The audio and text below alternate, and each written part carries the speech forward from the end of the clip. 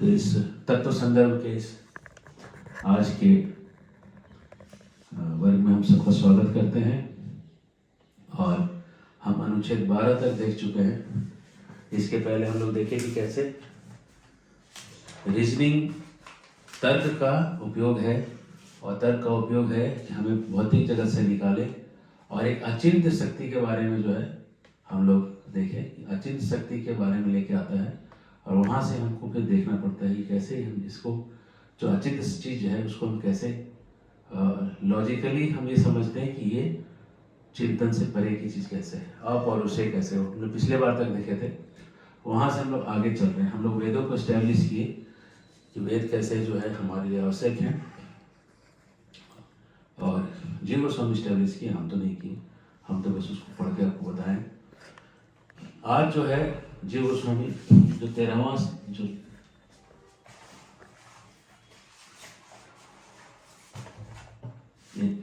आज 13वां अनुच्छेद है। अनुच्छेद का मतलब होता है जैसे होता है श्लोक। श्लोक कैसा होता है, लाइंस उसके ऐसे रहते हैं, न विवाहम न तुजासम न त्रिमने में जनाधिपा। तो इस तरह से उस श्लोक के पहले लाइन दूसरे लाइन एक राइम में फिट होते हैं। अनुच्छेद का मतलब जब कुछ कहानी जैसी कोई चीज़ लिखी रहती है तो उसमें अनुच्छेद का मतलब जैसे हिंदी में कहते हैं पैराग्राफ, हिंदी में नहीं मतलब इंग्लिश में कहते हैं कि पैराग्राफ। पैराग्राफ जो होता है, पैराग्राफ को संस्कृत में अनुच्छेद कहते हैं। एक एक पारा, एक एक अनुच्छेद। तो हम 13वें अनुच्छेद में है तत्व संदर्भ के और यहाँ पे जीव गोस्वामी स्कंद पुराण को कोट कर रहे हैं। ठीक है, स्कंद पुराण का कोटेशन नंबर है 2। आपने अगर PDF हमने भेजा हुआ है ग्रुप में, स्कंद पुराण का कोटेशन नंबर है 235, चैप्टर 2 और 3 से लेके 5 श्लोक।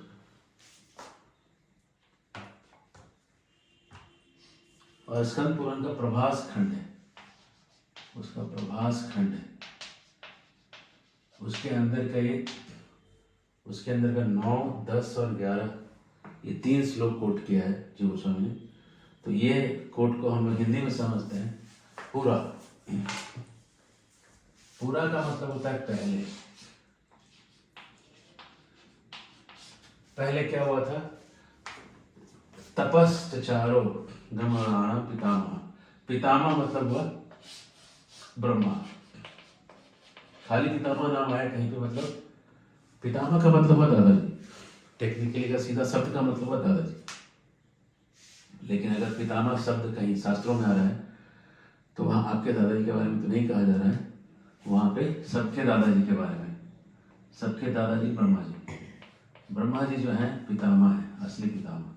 ब्रह्मा जी के बारे में कह रहे हैं कि ब्रह्मा जी ने सबसे पहले बहुत तपस्या किया था। तपस्चारो, चचार मतलब किया, एग्जीक्यूट किया।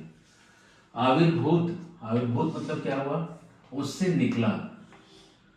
आविर्भूत शब्द यहाँ पे है, आविर्भूतस, तो यहाँ टूटेगा तो ये ऐसा बनेगा, तत्व ये अलग बन जाएगा। तत्व का भी टूटेगा तो ततः बन जाएगा।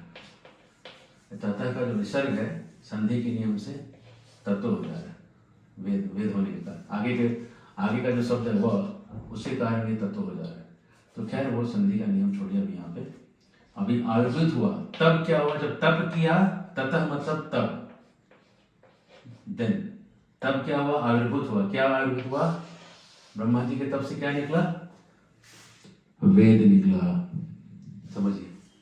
और वेद क्या कैसे निकला, स मतलब साथ में, क्या निकला, षड 6 अंग। षड में यहाँ हलंत है और हलंत के बाद टूटेगा तो एक और निकलेगा, षड अंग। यहाँ पे 6 अंग वाले पद और क्रम, ये भी साथ में निकले, क्रमा, क्रम बहुवचन, ये भी निकले। मतलब क्या हुआ, साथ में वेदों के साथ 6 उसके षड अंग, पद और क्रम, ये सब वेदों के साथ पितामह के साथ निकले। ये 9वां श्लोक है।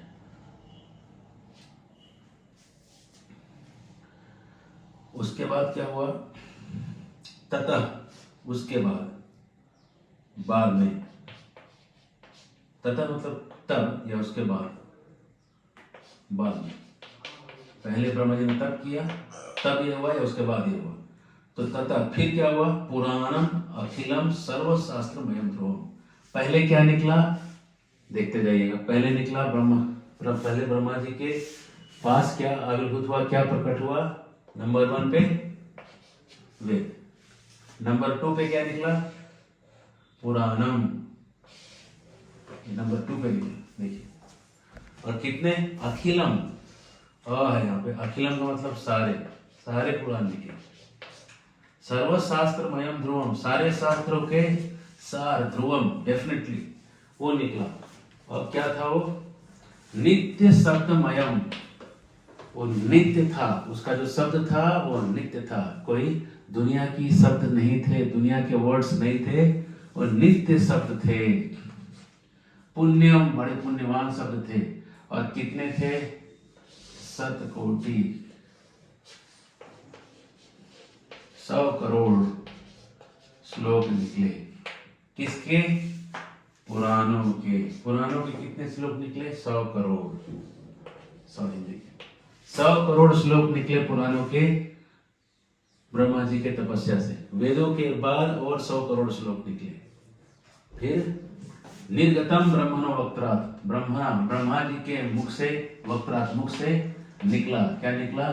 तस्य भेद निमोदता, ये सब निकला, इसका भेद जान जाओ। निबोध, अच्छे से भली भांति जान जाओ। और ब्राह्म्यम पुराणम प्रथमम, ब्रह्म पुराण जो था, ब्रह्म पुराण जो था वो पहला पुराण निकला। उसमें भी सीक्वेंस है। पहला पुराण जो निकला उसका नाम है ब्रह्म पुराण। हरे कृष्णा। तो इससे क्या पता चला? इससे पता ये चला कि वेदों का जो उद्गम स्थल है वही उद्गम स्थल पुराणों का भी है, अलग नहीं है ना। और वेद जहां निकले तो वेदों के बाद 100 करोड़ श्लोक पुराणों के निकले।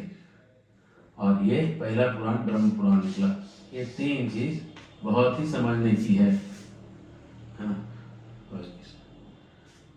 अगर आप इसको ये देखेंगे कि कौन से मुख से क्या निकला, तो ब्रह्मा जी के पूर्व मुख से, कहीं और से दिया है, नोट्स में है। पूर्व मुख से ऋग्वेद निकला, दक्षिण के मुख से यजुर्वेद, पश्चिम के मुख से सामवेद और उत्तर के मुख से अथर्ववेद। ये 4 वेद निकले।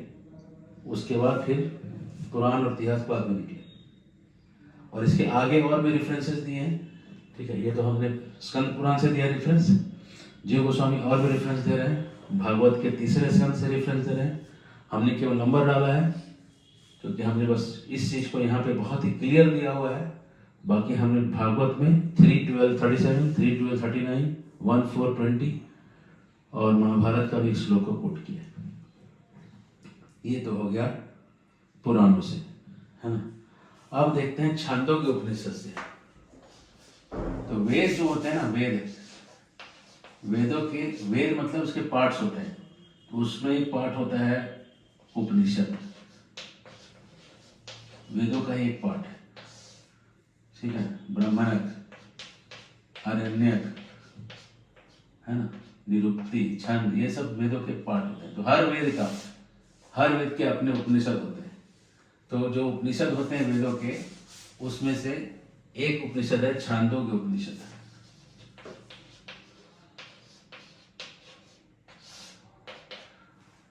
तो छांदोग्य उपनिषद वेद का एक पार्ट है, ठीक है। जैसे ईशोपनिषद, तो ईशोपनिषद यजुर्वेद का एक पार्ट है। यजुर्वेद के उपनिषदों में से एक उपनिषद है ईशोपनिषद। तो वैसे ही छांदोग्य उपनिषद भी वेदों का एक पार्ट है। छांदोग्य उपनिषद क्या कह रहे हैं नोट्स में देखिए। ऋग्वेदम अध्ययमी, ऋग्वेद का अध्ययन कर रहा हूं, भगवान भागवत।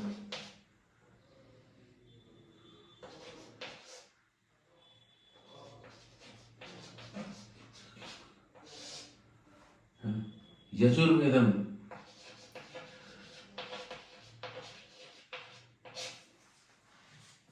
सामवेदम, सारे वेद पढ़ रहे हो। सामवेद, सामवेद मार्थवर्णम, नोट्स में है, आप टेंशन अगर नहीं दिख रहा तो टेंशन मत लीजिए। चतुर्थम, मिति हासम पुराणम पंचमम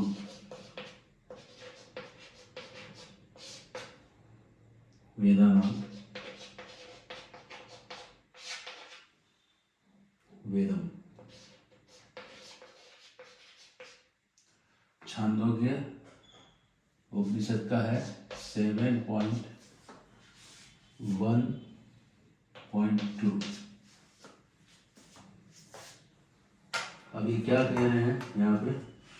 कह रहे हैं कि अब कोई कहेगा कि ये तो पुराणों में लिखा है ना कि वेद और पुराण एक साथ निकले, लेकिन क्या वेदों में भी ऐसा लिखा है ना? ये ऐसा है कि कोई शादी करने गया और उसको लड़की पसंद आ गई, लेकिन लड़की भी पसंद करेगी ना, तब तो शादी होगा। तो दोनों साइड से तो ऐसा ये पुराण तो बोल रहे हैं कि हाँ हम जो हैं यहाँ एक ही सोर्स है, जहाँ पे वेद है वही सोर्स हमारा भी है। तो क्या वेद भी यही चीज बोल रहे हैं? तो वेद का ही ये श्लोक है। ये श्लोक डायरेक्ट वेद से लिया जा रहा है। ऋग्वेदम भगवोधेमी, यजुर्वेदम सामवेदम अर्थवर्णम, चतुर्थम इतिहासम पुराणम, पंचमम वेदानाम वेदम। इतिहास और पुराण ये 4 वेद। इतिहास पुराण क्या है? 5वें वेद हैं। कौन बोल रहा है? वेद बोल रहे हैं, ठीक है ना? तो ये दोनों साइड से क्रॉस चेक होके कंफर्म हुआ कि दोनों एक दूसरे की बात को मान रहे हैं। ऐसा नहीं कि वेद, ऐसा नहीं खाली पुराण कह रहे हैं कि हम वेद के पार्ट हैं, हमारा सोर्स एक ही है। वेद भी कह रहे हैं कि 5वां वेद है वो। इतिहास पुराण क्या है? 5वां अलग किताब नहीं, 5वां वेद ही है। हरे कृष्ण। तो आगे देखते हैं और उपनिषदों से और भी देखते हैं। इसको मिटाते हैं।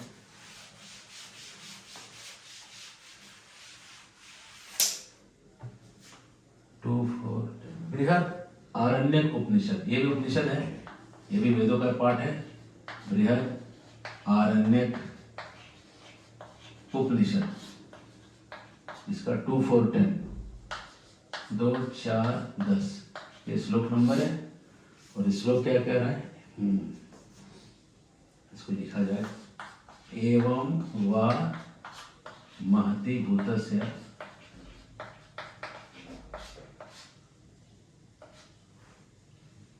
महतो भूतस्य निःश्वसिता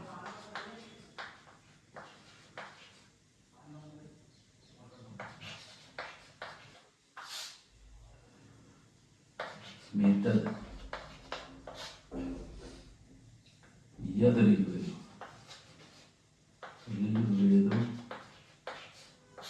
यजुर्वेद सामवेद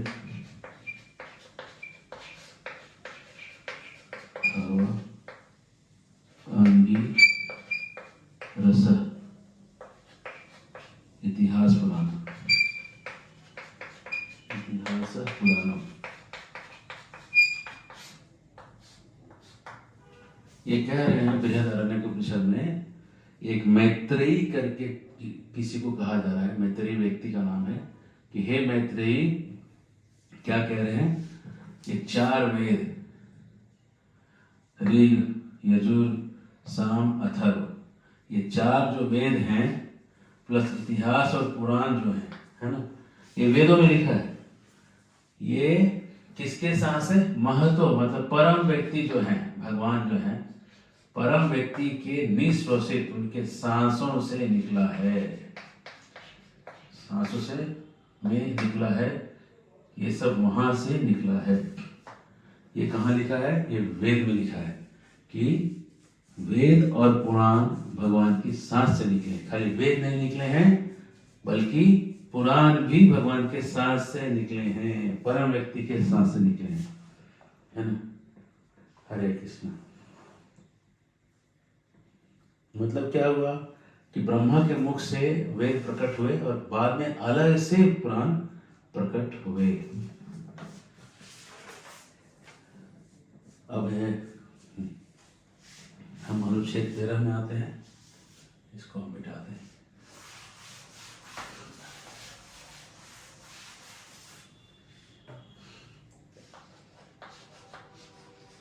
ये हम अनुच्छेद देख रहे हैं। धीरे धीरे धीरे जी गोस्वामी चीजों को बढ़ा रहे हैं। अगर आप थोड़ा ध्यान से देखेंगे तो आपको समझ में आएगा कि बहुत स्लोली जा रहे हैं लेकिन बहुत स्टेडीली जा रहे हैं, है ना। अब वायु पुराण में बोल रहे हैं 13वें जी गोस्वामी वायु पुराण कोट कर रहे हैं। वायु पुराण में क्या लिखा है? वायु पुराण में सूत गोस्वामी कह रहे हैं 1:60:16 वायु पुराण का संख्या है 16 21-22 ये है।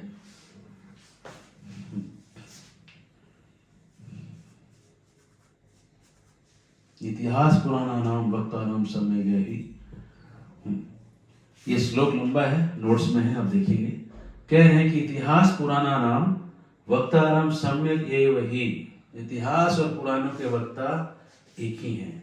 ठीक से जानो कि एक ही व्यक्ति का कहा हुआ है, ठीक है। क्या कह रहे हैं? व्यासदेव ने मुझे, सुध गोस्वामी कह रहे हैं, व्यासदेव ने मुझे इसका एक अच्छा वक्ता समझा। पुराणों का अच्छा वक्ता व्यासदेव ने मुझे समझा। तो क्या फिर क्या हुआ? एक आसीत यजुर्वेद तत्र चतुर्धा वैकल्पयत। तो हमारे गुरुजी, सुध गोस्वामी कह रहे हैं कि मेरे गुरुजी थे व्यास।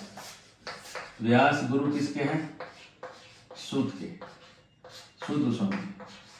तो सूत गोस्वामी कह रहे हैं कि मेरे गुरुजी ने क्या किया, जो एक ही वेद बहुत बड़ा था उसको 4 भाग में बांटा, ठीक है, ये उन्होंने किया। और फिर क्या किया? यजुर्वेद के जो पुरोहित थे वो अध्वर्यु कहलाए। नाम है, नोट कर लीजिएगा, ऐसे नोट्स में भी है। यजुर्वेद के जो पुरोहित थे उनको उनको दिया कि अध्वर्यु लोगों को यजुर्वेद दिया पढ़ने के लिए। और ऋग्वेद के जो पुरोहित थे उनको होता कहलाए। होता लोगों को ऋग्वेद दिया गया। सामवेद के पुरोहितों को उद्गाता कहा गया और अथर्ववेद के पुरोहितों को ब्रह्मा कहा गया। उसके बाद वेद व्यास ने क्या किया? आख्यान, उपाख्यान, गाथा, ये सब मिला के पुराण बनाए। तो आख्यान मतलब क्या हुआ कि आपने जो देखा है वो बोलना, उसको कहते हैं आख्यान। उपाख्यान की किसी दूसरे का देखा हुआ आपने सुना और आप बोल रहे हैं, उपाख्यान। गाथा का मतलब है कि आपके पूर्वजों के बारे में, धरती के पूर्वजों के बारे में जानना, यह है गाथा। तो इस तरह से सूत गोस्वामी कह रहे हैं कि 4 वेद बनाने के बाद जो बचा वो भी यजुर्वेद ही है। एक्चुअली क्या था? पहले वेद एक ही था। पहले वेद का नाम था यजुर्वेद, बस। अब बोले यजुर्वेद नाम क्यों था? बाकी वेद थे कि नहीं थे? बाकी वेद भी थे, लेकिन अगर किसी के पास ज्यादा संख्या में से, कृष्ण के पास गाय ज्यादा है लेकिन वहां पे भैंस और बकरियां भी हैं कृष्ण के पास। भागवत में लिखा है कृषान वेणु, तो वहां पे भैंस भी है और बकरी भी है। लेकिन कृष्ण को क्या कहते हैं? गाय भैंस पालक नहीं कहते हैं, क्या कहते हैं? गौपालक कहते हैं। क्यों कहते हैं गौपालक? मेनली क्या चीज था? मेन क्या चीज था वहां पे? तो यजुर्वेद का ज्यादा प्रधानता होने का यजुर्वेद का ज्यादा प्रधानता होने के कारण ये जो है, इस पहले वेदों को एक ही नाम था यजुर्वेद। उन्होंने क्या किया? जो भी इसमें से छोटे छोटे थे, सामवेद, ऋग्वेद, उसको निकाल कर उन्होंने 4 वेद कर दिया। उसके और पार्ट्स को क्लियर कर दिया और वेदों को अलग अलग लोगों को पढ़ने के लिए लगा दिया। उसके बाद जो बच गया आख्यान उपाख्यान, वो मिला के उन्होंने बना दिया पुराण। तो ये पुराण भी क्या हुआ? कह रहे हैं सुध गोस्वामी, ये पुराण भी यजुर्वेद ही है। पहले एक ही था यजुर्वेद, उसी से निकाल के पुराण बनाया गया। टोटल एक ही कहलाता था पहले यजुर्वेद। तो यजुर्वेद के नाम के अंडर में ही सब कुछ था, लेकिन जब उन्होंने वेद अलग अलग किया तो उसमें से एक पार्ट निकाल के उसको पुराण बना दिया। हरे कृष्ण, ठीक है। नोट्स में अगर आप आगे देखेंगे, ब्रह्म यज्ञाधने च विनियोगे तैत्तिरीय के,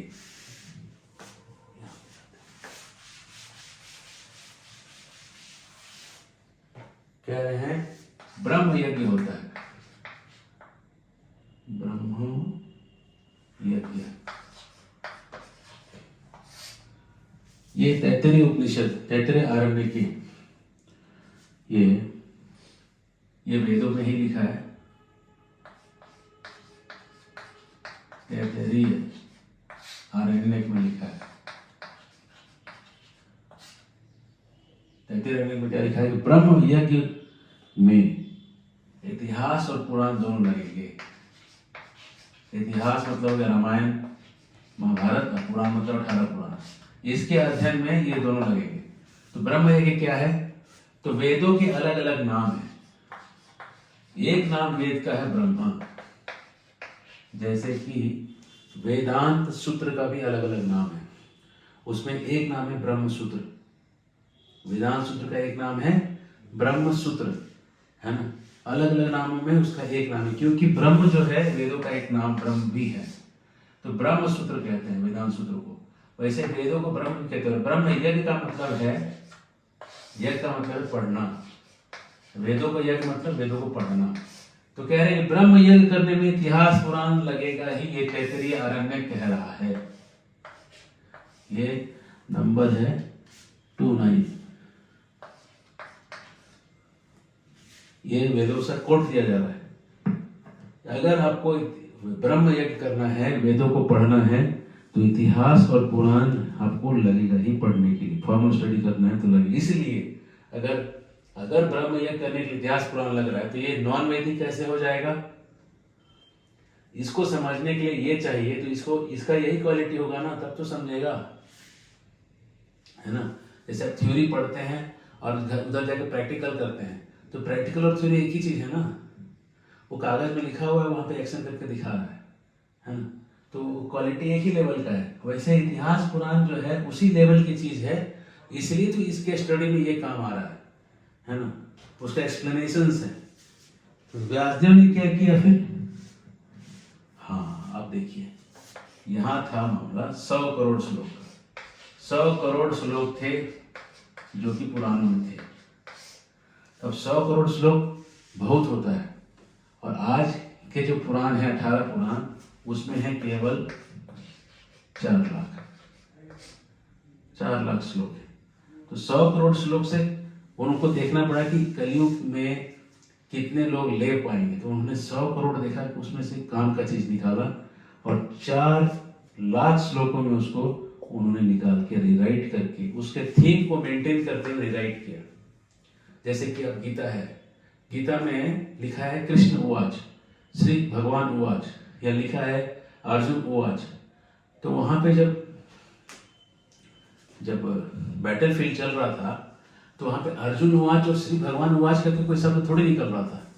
बात समझिए, वहां पे तो कृष्ण बोले होंगे और अर्जुन जैसे बोले होंगे, लेकिन वो श्री कृष्ण उवाच, श्री भगवान उवाच और अर्जुन उवाच ये व्यासदेव जी लिख रहे हैं, क्योंकि लोगों को समझने के लिए भाई ये किसने बोला, ये किसने बोला।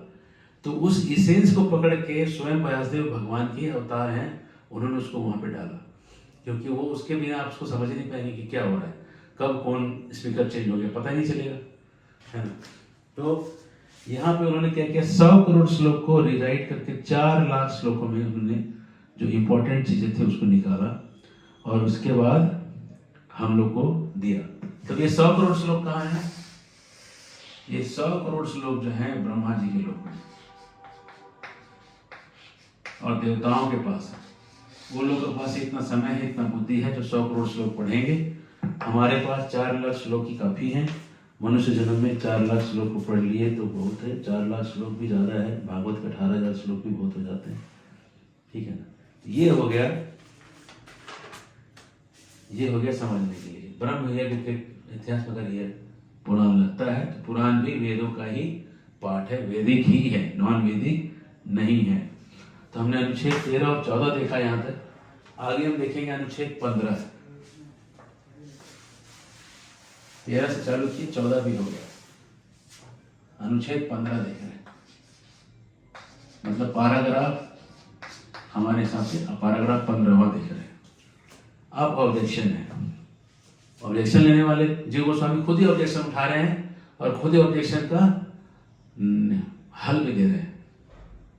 क्या ऑब्जेक्शन लिख रहे हैं कि पुराणों में नाम लिखे हैं, मान लो लिखा है अग्नि पुराण, तो अग्नि पुराण जो है इसका मतलब अग्निदेव से रिलेटेड है।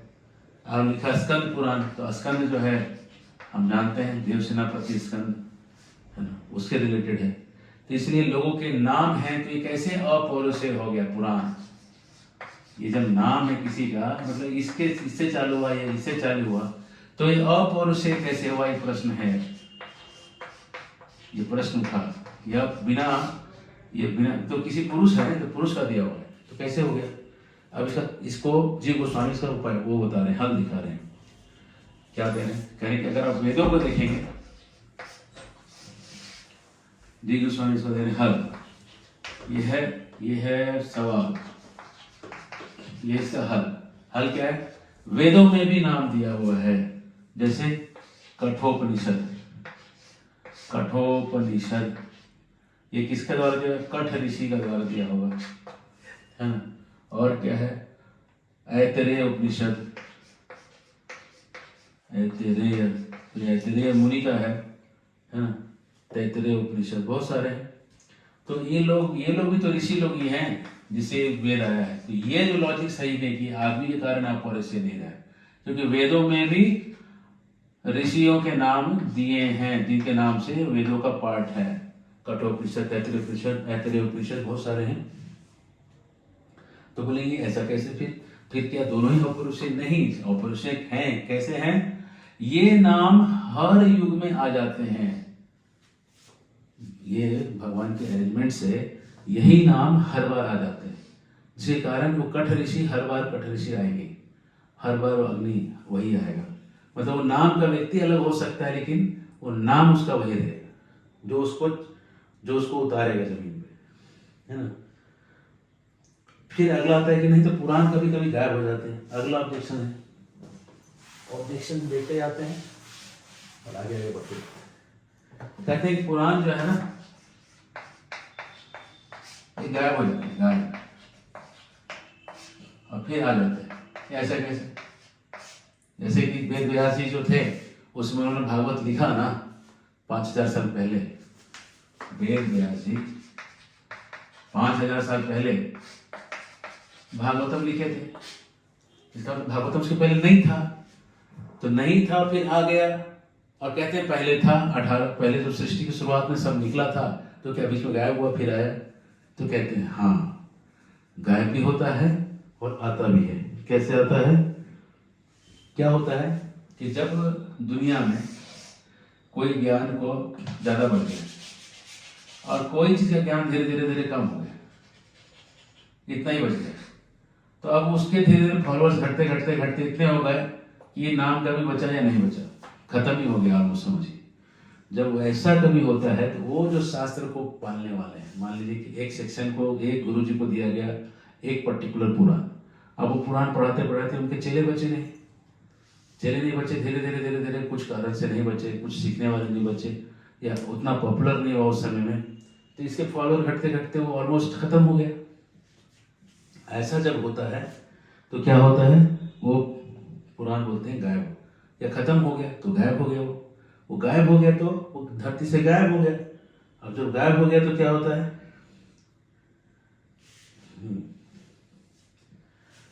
उसको फिर से कोई प्रकट करने के लिए आता है। जैसे कि गौतम ऋषि कहते हैं अम्बरीश महाराज को, सतयुग में कहते हैं तुम भागवत पढ़ो, मतलब भागवत था कभी, सतयुग में भी भागवत था, अम्बरीश को बोला गया पढ़ने के लिए, है ना। और भागवत आज द्वापर युग में अंत में खत्म हो गया था, तो वेद व्यास जी फिर से भागवत पढ़ाए, समय के हिसाब से खत्म हो गया था, फिर से भागवत पढ़ाए, फिर से भागवत को उठाए, है ना। और भागवतम में भी 12वें स्कंद में लिखा है वार्ष्णेयी संहिता, याज्ञवल्क्य को सूर्यदेव ने दिया। तो इस समय खत्म हुआ होगा, तो सूर्यदेव ने क्या किया? किसी देवता ने आके किसी व्यक्ति को दे दिया, सूर्यदेव ने आके याज्ञवल्क्य को दे दिया। तो इस तरह से फिर से वो ज्ञान फिर से रिवाइव हो गया। तो देवलोकों में हमेशा है, इस धरती पे जब बात करते हैं तो कोई चीज खत्म हो गई तो फिर कोई दिव्य डिवाइन अरेंजमेंट से वो चीज फिर से प्रकट हो जाती है। तो ये क्या है? अब आते हैं वापस कंक्लूजन पे। तो पुराण क्या है? पुराण जो है, जो यजुर्वेद था ओरिजिनल, उस ओरिजिनल वेद का ही पार्ट है।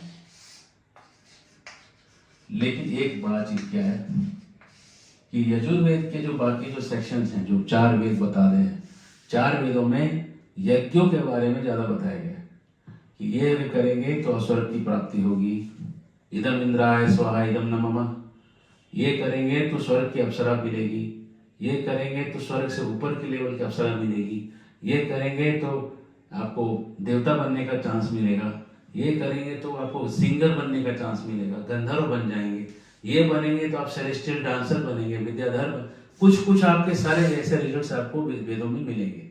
और ये इटर्नल प्रोसेस है। लेकिन वेदों का जो मेन रीजन है वेदों लिखने का, वो मेन रीजन है अभिधेय, कि भाई भगवान की सेवा की प्राप्ति, जो अल्टी क्रीम पोर्शन जो है ना, भागवत प्राप्ति, ये क्रीम पोर्शन जो है वेदों का, ये यहां दे रखा है, पुराणों में दे रखा है ना, ये प्राइम पोर्शन है ना। तो ये क्या है, ये जो है ये यजुर्वेद से लिया गया है। 4 लाख श्लोक ही अभी दिया गया है, और 4 लाख श्लोक में क्या दिया गया है, ये जो प्राइम पोर्शन है वेदों का पुराण के अंदर, वो दिया गया है। ठीक है, ठीक है। फिर से ऑब्जेक्शन आता है, लोग ऑब्जेक्शन क्या दे रहे हैं, ऑब्जेक्शन दे रहे हैं कि इतिहास पुराण जो है वो वैदिक नहीं है। कैसे? क्योंकि स्त्री शूद्र द्विज बंधु नाम करके श्लोक है, त्रयी न श्रुति गोचर, ये लिखा हुआ है कि तो शास्त्रों में है कि स्त्रियों को, शूद्रों को और द्विज बंधु जो ब्राह्मण थे लेकिन पाप करने लगे हैं, इनको वेद के मंत्र सुनने नहीं है। ठीक है, नहीं देना है, उनको नहीं समझेगा। ठीक है, इसलिए भागवतम बनाया गया है ना, तो लिखा हुआ है। और एक श्लोक है नोट्स में, मन्ये त्वाम विषय वाचम सनातन अन्यत्र छांदसा। सौनक ऋषि कह रहे हैं सूत गोस्वामी को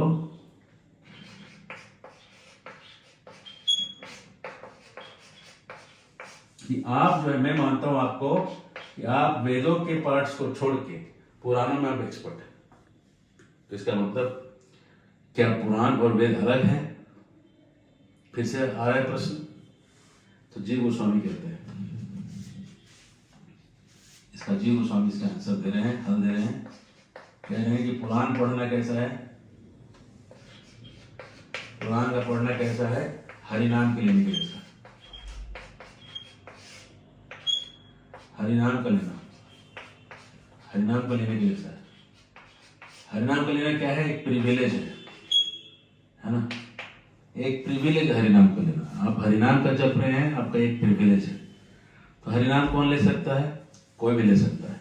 हरिनाम कोई भी ले सकता है, और हरिनाम लेने से किसी का भी फायदा हो सकता है ना। और हरिनाम क्या वैदिक है कि नहीं वैदिक, ये जीव गोस्वामी कह रहे हैं। क्या हरि का नाम वैदिक है कि नहीं है वैदिक? क्या हरि का नाम भी वैदिक और नहीं वैदिक हुआ?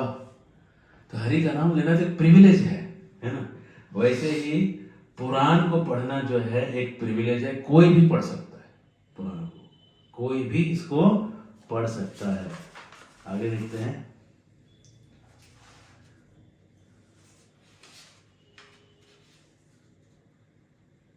कहते हैं वेदेषु दुर्लभम अदुर्लभम आत्मभक्त। कहते हैं वेद पढ़ के कोई द्विज बनेगा, है ना, लेकिन अगर वेदों का सार समझना है तो वेद के अगर अधिकारी भी है कोई, तो उसको पुराण पढ़ना चाहिए। ये कहाँ लिखा है? ये भागवत महाभारत के ये श्लोक में है। इतिहास पुराना नाम और इतिहास पुराणाभ्याम वेदम समुपम भेद। ठीक है, इसके आगे देखते हैं। 15वां हो गया अनुच्छेद। अब हम आखिरी का अनुच्छेद आज का देख रहे हैं, 16वां अनुच्छेद।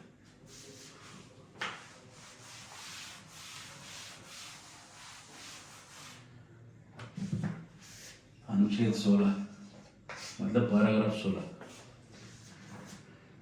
स्कंद पुराण में लिखा है, व्यास चित्तम स्थिता काशा व छिन्नानि कानिचित अन्य व्यवस्थित त्यान्युकृत्य गृहाधिव कह रहे हैं, स्कंद पुराण को कोट कर रहे हैं जी गोस्वामी और कह रहे हैं कि व्यास का जो चित्त है वो कैसा है, आकाश के जैसा। व्यास का जो हृदय है आकाश के जैसा, मतलब आकाश के अंदर सब आता है। पेड़ पौधे किसके नीचे हैं, आकाश के नीचे। गाड़ी वॉलपेट किसके नीचे, हाईवा ट्रक किसके नीचे, झील किसके नीचे, हिल किसके नीचे, सारे बिल किसके नीचे, आकाश के नीचे। आकाश के नीचे सब है, आकाश के नीचे ऐसा कुछ नहीं जो नहीं है।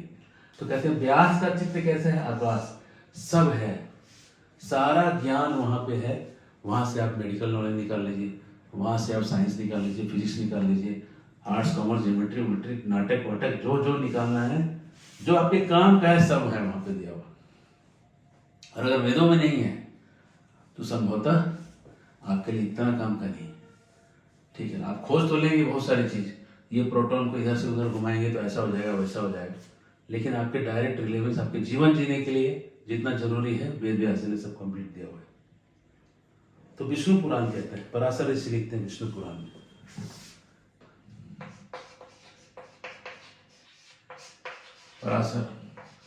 पराशर ऋषि कहते हैं, क्या कह रहे हैं नोट्स में देखिए, श्लोक क्या पढ़ रहे हैं, 3, 4 to 5।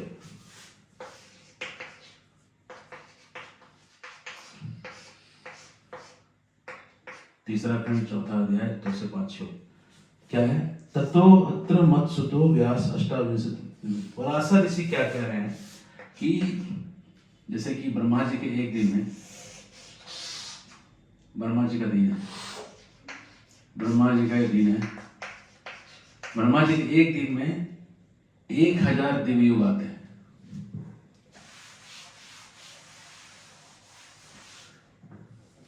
1000 महायुग आते हैं और वो उनका सुबह से लेकर शाम तक जो 12 घंटा होता है उसमें 1000 महायुग आते हैं। उसको उन्होंने 14 डिवाइड किया हुआ है, 14 पार्ट में। समझिए सुबह 6 बजने से लेके करीब 6:50 तक, समझ लीजिए सर मोटा मोटी। ये पहला मनु का समय है, पहला मनु जिसका नाम था स्वयंभू मनु। और 1 2 3 4 5 6 7 हमारे 7वें मनु का समय चल रहा है अभी, इसका नाम है वैवस्वत मनु। तो अभी का जो टाइम चल रहा है ब्रह्मा जी घड़ी में करीब 11:30 बज रहा होगा सुबह, ठीक है अभी के समय। तो इस मनु में, हर मनु के समय में 71 देवी होते हैं, 71 महायुग होते हैं। जैसे 1000 है ना टोटल दिन में, 1000 डिवाइडेड बाय 14 तो कट के निकलेगा 71.3/4 ये निकले, इतने महायुग निकलेंगे। तो 7वें में भी है और 71 72 पकड़िए मोटा मोटी। तो अभी चल रहा है 1 2 3 4 5 6 7 9, अभी चल रहा है 28वां अभी इसमें से सीक्वेंस चल रहा है। तो हर महायुग में इसको खोलेंगे तो 4 बनेगा, सत्य, त्रेता, द्वापर, कली, ये हर महायुग में बनेगा।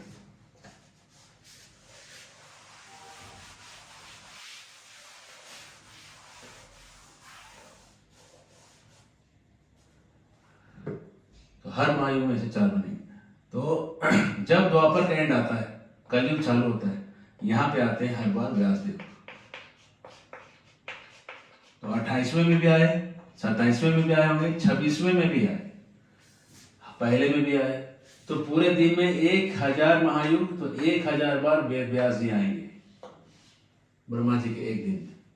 क्या करते हैं वेद व्यास जी, वेदों को अरेंज करते हैं, जो जो पार्ट भूल गए लोग उसको फिर से प्रकट करते हैं, जो जो पार्ट जो है इम्पोर्टेंट है रिलेवेंट उसको जगह पे लाते हैं, उसका प्रचार प्रसार करवाते हैं।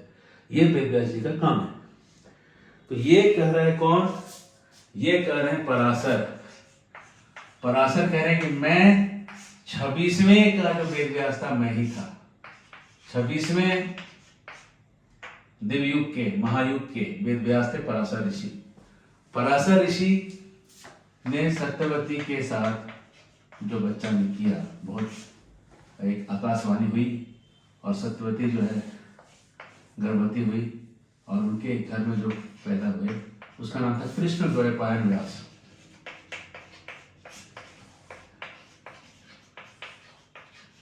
कृष्णद्वैपायन व्यास, ये नाम था।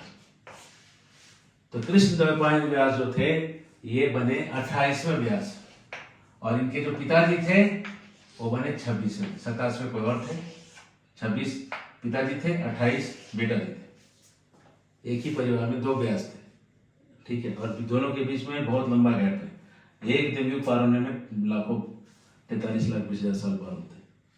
तो इतना टाइम गैप, बहुत लाखों सालों के बाद ये बेटा है। तो ये कह रहे हैं कि 28वें में वेद व्यास जी, 28वें जो व्यास होंगे, पराशर कह रहे हैं ये कृष्णद्वैपायन व्यास है, और ये स्वयं नारायण हैं। ये जीव है, जीव को शक्ति दिया गया है करने के लिए, लेकिन 28वें में स्वयं नारायण आते हैं। और नारायण जो आते हैं वो 28वें में क्यों आते हैं नारायण, तो पराशर कहते हैं क्योंकि महाभारत लिखना था इस बार। महाभारत लिखने की शक्ति और किसी में नहीं थी, इसलिए स्वयं वेद व्यास जी को, कृष्ण भगवान को, नारायण भगवान को ही स्वयं आके ये लिखना पड़ा, है ना। हरे कृष्ण। तो ये हमने देख लिया कि जो वेद व्यास जी हैं वो कोई साधारण व्यक्ति नहीं है, वो स्वयं नारायण थे इस बार वाले, वो कोई जीव नहीं थे। हर बार एक जीवात्मा आते हैं, लेकिन इस बार के जो वेद व्यास थे 28वें, अभी 28वां ही चल रहा है, 28वां का कलयुग चालू है। 28वें के द्वापर युग में जो वेद व्यास जी आए थे वो साक्षात नारायण थे। अब ये और कहीं पे लिखा है तो कह रहे हैं हम पढ़िए कहाँ और लिखा है, कह रहे हैं स्कंद पुराण में लिखा है। क्या लिखा है? स्कंद पुराण लिखा है, नारायणाद विनिष्पन्नम ज्ञानम कृतयुग स्थितम। पहला लाइन क्या नोट्स में है, ये नारायण से सतयुग में वेद का ज्ञान निकला। नंबर 1 ये कह रहे हैं सतयुग में नारायण से सारा ज्ञान निकला, ये पहला लाइन कह रहे हैं। दूसरा कह रहा है त्रेतायाम किंचित तद अन्यथा जातम त्रेतायाम द्वापरे खिलम। लेकिन क्या हुआ, त्रेता आने से क्या हुआ, ये जो ज्ञान था थोड़ा सा और हो गया, कुछ अन्यथा हो गया। मतलब अन्यथा मतलब जैसा था वैसा नहीं बचा। द्वापर में आके क्या हुआ, पूरा ही अन्यथा हो गया, कुछ बात का बतंगड़ हो गया, मतलब कुछ और बन गया। क्यों बन गया ऐसा? गौतम ऋषि ने श्राप दिया था, उसके कारण हुए। गौतम ऋषि ने क्या श्राप दिया था? एक बार बहुत बड़ा अकाल आया। अकाल में क्या था कि जब खाने के लिए नहीं था तो ऋषि मुनि जो थे वो लोग खोजने लगे क्या करें। ब्रह्मा जी ने आशीर्वाद दिया था गौतम ऋषि को कि तुम्हारे घर में जो भी आएगा तुम उसको खिला सकोगे, चाहे अकाल हो, चाहे कुछ हो, चाहे कुछ हो। तो सारे ऋषि महात्मा जो हैं ये गौतम ऋषि के यहाँ पे गए, उनके आतिथ्य को स्वीकार किए, वहाँ पे रहे, खूब खाए पिए। और गौतम ऋषि जो थे वो खिलाने लगे। और जब अकाल खत्म हो गया तो लोग जाना चाहते थे, लेकिन गौतम ऋषि क्यों जाने देंगे? कुछ साधु संतों को नहीं जाने देना चाह रहे थे। आजकल तो उल्टा होता है, गेस्ट आए तो कब जाएंगे, लेकिन गौतम ऋषि चाहते थे गेस्ट रहें, तो लोग को रिक्वेस्ट कर करके रखे थे, जाने नहीं दे रहे थे, परमिशन नहीं दे रहे जाने का। तो ये लोगों ने क्या किया, एक घास फूस का एक गाय बना के, एक बछड़ा बना के उनके यहाँ सुबह सुबह अंधेरे में रख दिया, और उनके पैर से लग गया, वो गिर गया। अब लोग बोले कि तो मर गया, बछड़ा मर गया, बछड़ा मर गया तो हम तुम्हारे यहाँ नहीं रहेंगे। ये कह के लोग निकल गए। ये लोग तो निकल गए, ऐसे व्यक्ति के पास नहीं रहेंगे तो गाय का हत्यारा है। तो फिर गौतम ऋषि ने ध्यान किया, देखा रे तो घास फूस से लोगों ने बनाया था उस गाय को, जिंदा चीज था ही नहीं, मेरे सामने भ्रम पैदा किया था। तो उन्होंने क्या किया, श्राप दे दिया कि तुम लोग का ज्ञान नष्ट हो जाएगा। ऋषियों का ज्ञान मतलब क्या हुआ, जो भगवान ने दिया था उनको संभालने के लिए, ऋषियों को वही ज्ञान तो था, उसी ज्ञान को नष्ट कर दिया श्राप ने। इस ज्ञान को जब नष्ट कर दिया तो नष्ट हुए ज्ञान को क्या करेंगे, फिर से उठाना है। उठाने के लिए कौन आए? कृष्णद्वैपायन व्यास ये आए, और ये आके इस नष्ट हुए ज्ञान को व्यास देव ने उठा दिया। ठीक है, LHS is equal to RHS। Done कर दिया उन्होंने।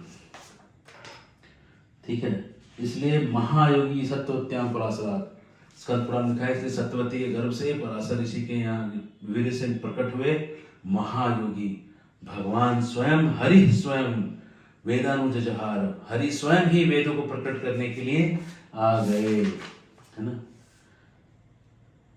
फिर क्या हुआ, क्यों आ गए? क्योंकि ब्रह्मा रुद्र सब देवता लोग जाके नारायण के पास जाके रिक्वेस्ट किए कि ज्ञान ही नहीं बचा है, सब ऋषि लोग का ज्ञान ही खत्म हो गया श्राप के कारण। तो श्री हरि को जब प्रार्थना हुआ तो हरि प्रकट हुए, हरि व्यासदेव के रूप में अवतार लिए पराशर के घर में, और वेदों को फिर से स्थापित किए, जो भूले गए थे वेदों को फिर से उन्होंने स्थापित कर दिया। और आखिरी में चलते चलते नारदीय पुराण में क्या लिखा है ये देखते हैं, लास्ट का पार्ट है।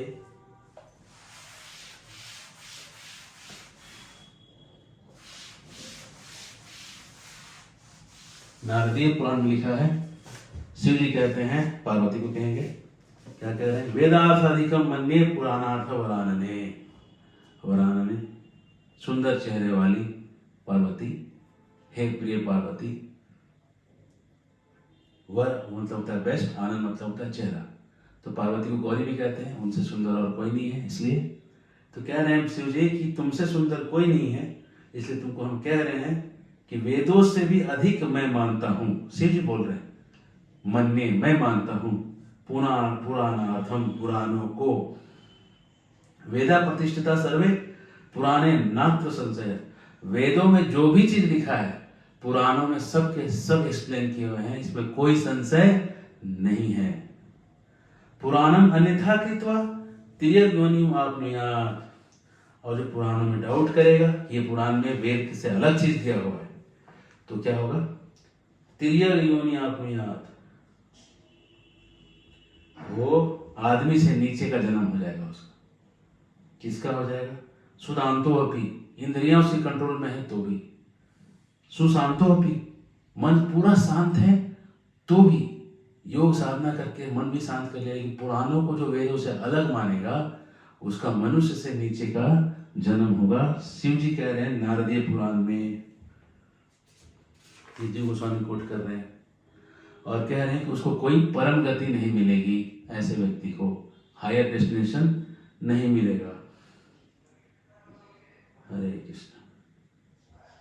कंक्लूजन क्या है कि शरण लीजिए, पुराणों को समझने के लिए गुरु का शरण लेके उसको समझ के हायर डेस्टिनेशन की तरफ निकल चलिए। हरे कृष्णा कृष्णा कृष्णा हरे हरे, हरे राम राम राम